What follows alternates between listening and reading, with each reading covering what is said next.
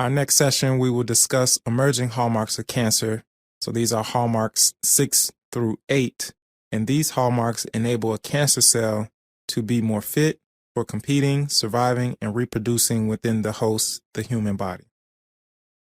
So just a recap of the first 5 that we've covered, as well as the next one, which is alter metabolism.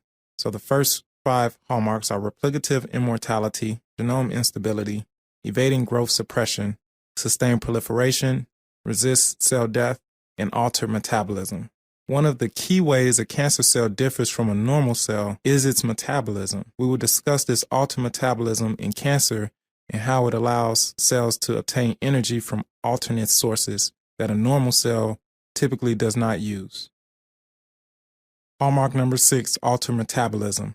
The reprogramming energy metabolism has been identified as an emerging hallmark in cancer cells. For cancer cells to sustain uncontrolled proliferation, they must make adjustments to their energy production.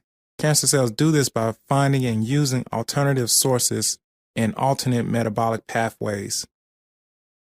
Normal cells typically break down glucose in a process called glycolysis and converts it to pyruvate, which provides adenosine triphosphate or ATP for the cell. This is largely done in the mitochondria. However, cancer cells are very different, where they can convert glucose to lactate irrespective of oxygen.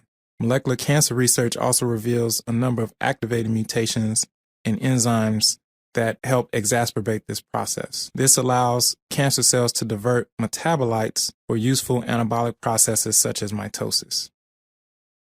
Here's a look at a cancer cell metabolism next to a normal cell metabolism.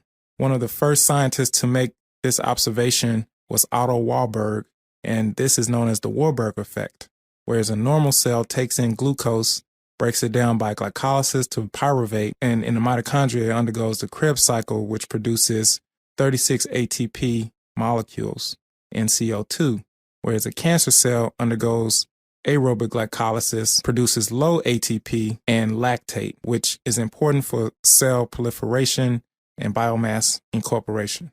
Physicians have long exploited this fact about cancer and have been able to use it to image tumors in the human body by using fluorodeoxyglucose, or FDG, via positron emission topography.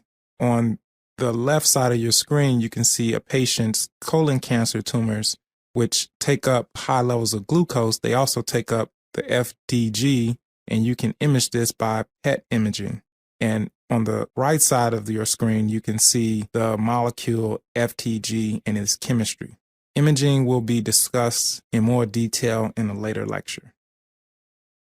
So this leads us to our next hallmark, which is avoiding immune destruction. This is another emerging hallmark that allows cancer cells to be more fit and to survive in the host. But to better understand this hallmark, let's take a quick review of the human body and the immune system. The immune system is a system of many biological structures and processes within humans that protects us against disease. To function properly, an immune system must detect a wide variety of agents from viruses and parasitic worms to distinguish the body's own healthy tissue from foreign tissue. Here in this cartoon, you can see organs of the immune system such as the thymus, lymph node, spleen, appendix, bone marrow, and lymphatic vesicles. Several cells are produced by each of these organs, shown here. So lymph nodes can produce T cells, which get their name because they mature in the thymus. Myeloid cells become macrophages, and they are produced in largely every organ in the body. Dendritic cells, as well as B cells, which present antibodies and secrete cytokines. All of these cells are vitally important to protecting the host from foreign invaders. Avoiding immune destruction. The ever-alert immune system destroys viruses and other foreign cell types in the human body. Cells of the immune system that engulf and destroy foreign particles are B cells, T lymphocytes or T cells, macrophages, and natural killer cells. However, cancer cells are able to protect themselves from attack from the T cells and other cell types by upregulating a protein that is well studied in cancer biology called programmed death ligand 1. Programmed death ligand 1 is shown here on the blue cell, as well as programmed death ligand 2, or PDL1 and PDL2 respectively.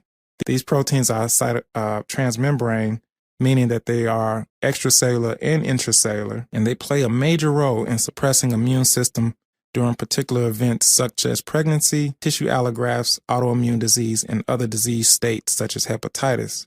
Normally, the immune system reacts to foreign antigens as well as foreign cells to trigger proliferation of antigen-specific CD8 T cells, shown in the orange peach color cell type. T cells express PD1, and when it contacts PDL1, it serves as a checkpoint to tell T cells to stop proliferating to prevent autoimmunity. Cancer cells are very clever, and they upregulate PDL1, interact with PD1, so T cells cannot attack them. This is a very key way in how tumor cells are able to evade the immune system. There are ongoing studies and FDA-approved drugs that antagonize PD1, so the T cells can now attack tumor cells. The next hallmark also involves the immune system, and this is known as tumor-promoting inflammation. We will discuss how inflammation can aid tumor growth and lead to subsequent tumor movement and metastasis. So the tumor microenvironment is often infiltrated with innate and adaptive immune cells that enable tumors to mimic inflammatory conditions that are seen in normal tissues. Current molecular cancer research indicates that this tumor-associated inflammation may aid in tumor growth. Additionally, inflammation is seen in early stages of several neoplastic diseases. Early inflammation can release chemicals into the tumor microenvironment that may lead to mutations and enable cells to accelerate the formation of tumor, as well as cells to undergo what is known as the epithelial to mesenchymal transition, or EMT, and invade. This is shown on this cartoon here, where you have immune cells shown on the left that secrete cytokines, and then those cytokines regulate the immune cell proliferation and accumulation. These cells also secrete proteases, which are degrading enzymes that break down proteins, particularly those found in the extracellular matrix. Cancer cells can also secrete factors such as chemokines to immune cells, and immune cells can secrete these factors back to cancer cells, which leads to increases in cellular motility, so cell movement, cellular survival, and a process called angiogenesis that we'll talk about in future slides.